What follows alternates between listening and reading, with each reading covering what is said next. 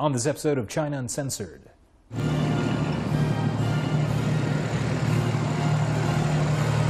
Guys, it's supposed to be a silent invasion.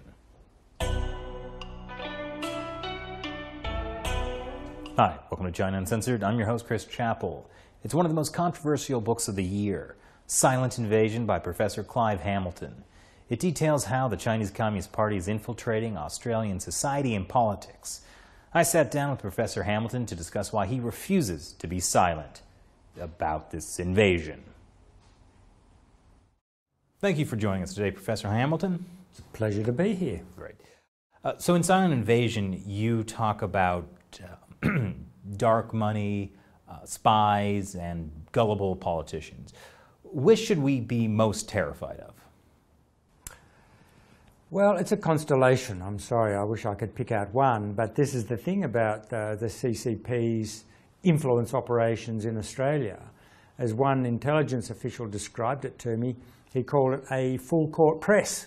I'm sure your American listeners will understand that basketball term. I had to look it up. It means an all-out offensive. And so what I described in my book is a whole series of operations whereby the CCP and its agents of influence in Australia and from China have attempted to influence, at times with great success, all of Australia's major institutions, from politics to media to business and, of course, into universities. Yeah. Well, I really appreciate the basketball reference. It sounds like the Communist Party really scored a touchdown. So, was there when you were doing the research for the book, was there anything that surprised you? I was constantly surprised.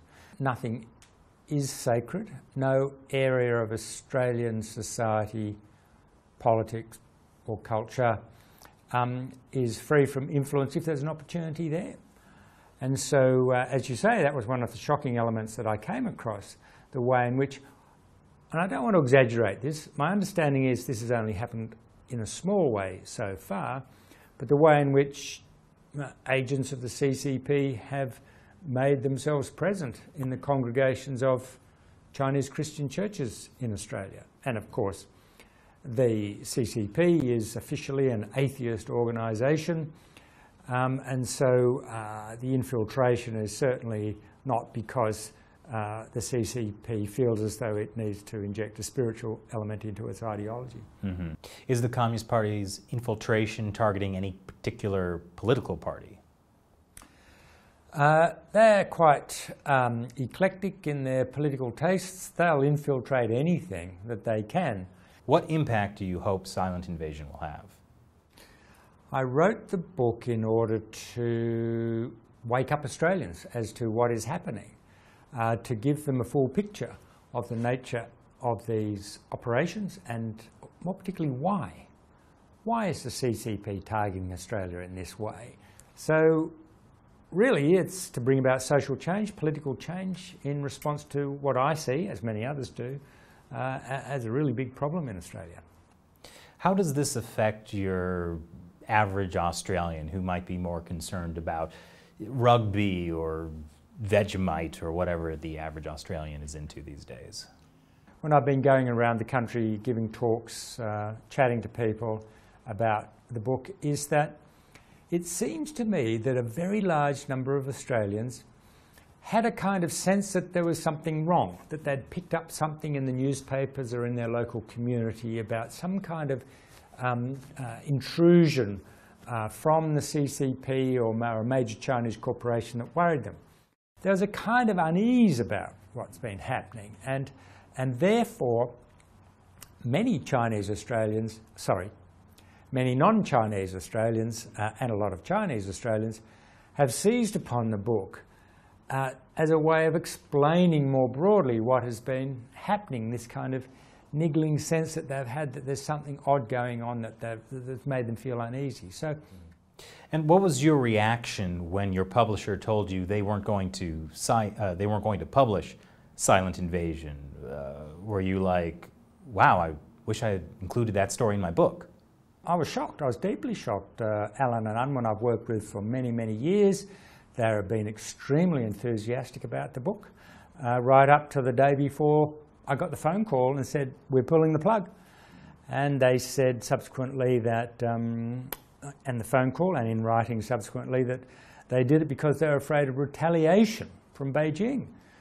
And I thought, it's a kind of brilliant but unwelcome vindication of the essential argument of my book. Yeah, so it really worked out for you. Well, at one level, it certainly drew a huge amount of publicity to the book, and suddenly the publication of my book became a free speech issue. Mind you, it's not a pleasant thing to spend weeks and weeks feeling, with good reason, that the state security apparatus in Beijing is keeping a very close eye on you. I mean, am I at any risk being here with you right now?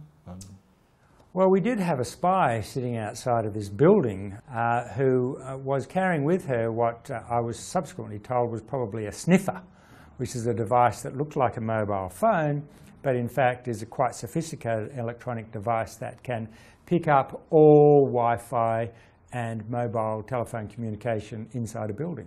That sounds fun to be getting that kind of attention. Well, it does unsettle one, and after a while you do start to take notice of things around you that normally you wouldn't bother about. There's no doubt, based on advice and from security experts and the Australian Federal Police, that the Chinese authorities in Australia are collecting a dossier on me. I've been the subject of cyber intrusions. I've been subjected to a really intense campaign of vilification and bullying. Were you surprised by the controversy the book generated? You know, I anticipated it, but in the abstract. You know, you anticipate something, I think this is going to be very controversial. I think I'm going to be accused of racism and anti-China xenophobia. But when it actually happened, it kind of comes on you with an intensity and emotional oomph that is really quite hard to take. I mean, you need to have the skin of a rhino to not want to crawl into a hole and stay there. The Chinese embassy has called critics of China filled with a Cold War mentality and anti-China hysteria and paranoia. Which of those best describes you? Well, you know, I grew up in the Cold War, so maybe some of it's still hanging around me somewhere. But, you know, the key point, I'm sure, which many of your listeners understand, is that whenever there's any criticism of the Communist Party propaganda efforts work very hard to persuade the public that, in fact, it's the Chinese people who are under attack. It's the only way it can really defend itself from these kinds of criticism. Is racism a real potential problem? On the question of whether the book will stimulate racist elements in our society, anti-China feeling, that was my concern from day one. I took every measure I could as I researched and wrote the book to avoid the possibility that the book could lend any credibility to those anti-China racist sentiments on the fringe of our society. I consulted with people in the Chinese Australian community and reflected their views in the book. And I think I do that quite effectively. So you really have to work quite hard to draw out of the book anything that can be used to defend the idea that the book is racist or stimulates racism. Some people have worked very hard at drawing that conclusion from the book. Some of them I've been quite surprised. Some people, I thought, why are you doing that? So one of the fascinating things that I've learnt in the last 4 weeks is how deeply entrenched in some segments of the political left is the idea that any criticism of the Communist Party is a criticism of Chinese people, and therefore we must defend this oppressed minority. Give me a break. I mean, Chinese Australians that I spoke to, many of them don't feel that way. You defenders of multiculturalism should go and talk to them rather than community leaders who actually represent United Front organisations that dance to the Communist Party's tune. You actually have a lot of connections in the Chinese-Australian community. What was their reaction to your book? Well, they welcomed it when I made contact with them initially and started to talk to them. We found last week that a group of Chinese Australians was very, very eager to have a launch in Sydney for the book. And I was really blown away by the number of Chinese Australians that packed into that room at Parliament House in Sydney and gave the book such an extraordinarily enthusiastic launch off into the world. Why do you think that was? Well, I think that for the last 10 to 20 years, many Chinese Australians who are critical of the Communist Party and say, we came to Australia to escape the clutches from the Communist Party and now they're following us here, their voices have been silenced, they've been marginalised, they've been kicked out of the public debate. And the mainstream media and politicians have been talking to community leaders, who generally run United Front organisations. So many Chinese Australians have been extremely grateful that finally someone in the mainstream has been taking their complaints seriously and has written a book about it. And most important question, how does this affect America? Well, it has a huge implication for the United States, and that is because the authorities in the United States, from Congress to the CIA, FBI, to think tanks inside the Beltway that take notice of China, to a whole lot of scholars across the country, are watching very, very closely what is happening in the Australian Parliament, to the debate that we've been discussing today, with a view to copying the ways in which Australian governments and Australian society more broadly pushes back against Beijing's attempts to interfere with, influence, guide and ultimately control what happens in this country.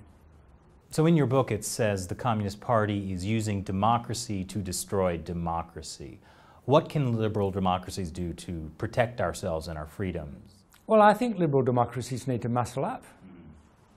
I mean, here is a serious threat to the foundational values of liberal democracy, led by very powerful economic incentives coming from the People's Republic of China. And I think we in the liberal democracies need to make a really fundamental decision, one that we haven't been forced to do, I'm about to say ever, but certainly for many decades, and that is to decide how much is our freedom worth. All right, thank you very much for joining me today, Professor Hamilton. I've enjoyed it. And I would highly recommend picking up a copy of Silent Invasion. I've read it myself, and you can find a link to how you can purchase it in the description below. China Uncensored is supported by viewers like you. Our trip here to Australia was not funded by the CIA or Taiwan, but by our amazing supporters on Patreon. Click here to visit our website on patreon.com to see how you can contribute to the show.